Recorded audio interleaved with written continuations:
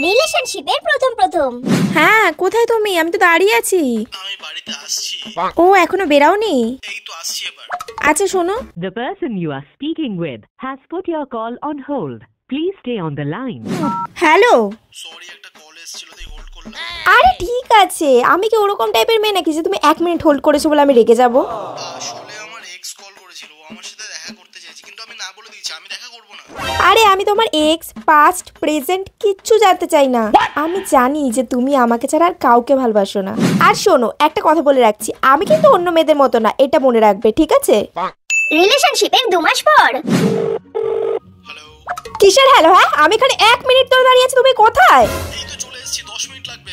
কি 10 মিনিট লাগবে? आप जिस व्यक्ति से बात कर रहे हैं হোল্ড করলো?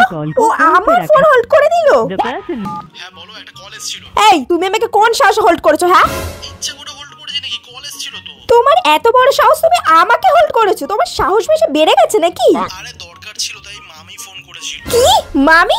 তোমাকে মামি কেন ফোন করবে? আর তোমার মামির জন্য তুমি আমার ফোন হোল্ড করবে? শোনো, আজকে তোমার ফোনটা আমাকে দেবে আর তোমার সমস্ত অ্যাকাউন্টে পাসওয়ার্ডটা আমাকে দেবে, ঠিক আছে? তারপর আমিও দেখছি তোমার প্রাইভেট স্পেস আবার কি, কোন মামির সাথে তুমি কথা বলো। আরে তুমি এত পাল্টে গেলে কেন? তুমি তো বলতে আমাকে প্রাইভেট স্পেস দেবে, আর তুমি নাকি অন্য মেয়েদের মতো না।